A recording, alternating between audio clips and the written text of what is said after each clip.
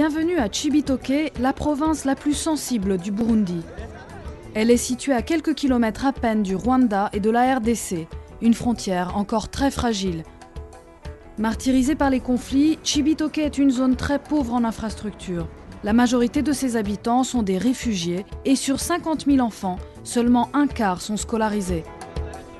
D'où l'importance du programme sportif mis en place ici par le CNO avec l'aide de Peace and Sport.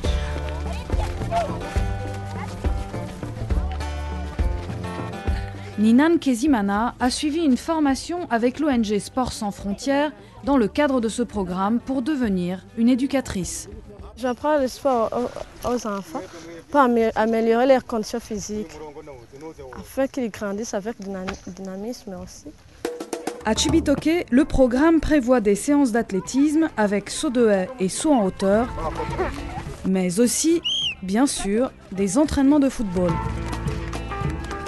Comme tous les entraîneurs de terrain, Amars Nyongabo constate chaque jour l'impact positif du sport sur les 500 élèves du programme, mais aussi sur leur famille. Ils jouent, ils se régalent, alors ils oublient des problèmes qu'ils ont. Quand ils rentrent à la maison, ils continuent à parler positif. Alors là, ça nous aide à refouler les mauvaises idées. L'objectif à Cibitoke, donner une véritable autonomie aux formateurs pour qu'ils ne dépendent plus uniquement de la capitale Bujumbura. Ce qui manque, c'est l'encadrement. On leur a donné une formation de base en football. Alors après, on essaie de les suivre régulièrement pour voir s'ils appliquent ce qu'on leur a donné. Et dans la formation des éducateurs, sport et éducation civique sont étroitement liés. Car à l'avenir, le CNO, avec le soutien de Peace and Sport, espère sensibiliser les formateurs à tenir compte des traumatismes de guerre. Une question trop souvent mise de côté au Burundi. Car dans cette zone transfrontalière, apprendre à cohabiter, c'est essentiel pour pérenniser les programmes. On essaie de montrer les valeurs positives d'une cohabitation pacifique.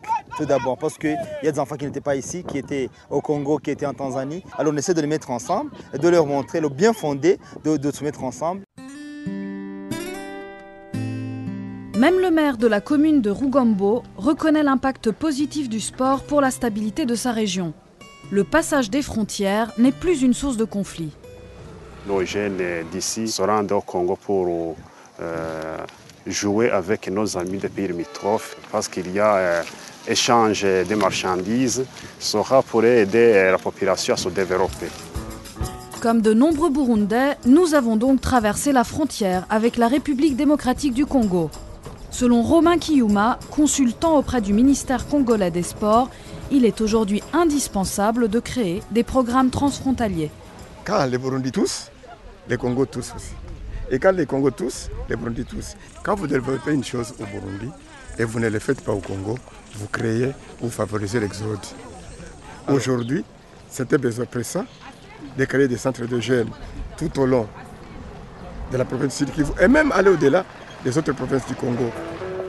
Plaque tournante, entre trois pays, la province de Cibitoke ne peut plus ignorer ce qu'il se passe juste de l'autre côté de la frontière. Et l'ambition de tous les acteurs impliqués ici est claire, organiser des tournois de football pour favoriser justement, par des échanges entre pays frontaliers, l'installation d'une paix durable.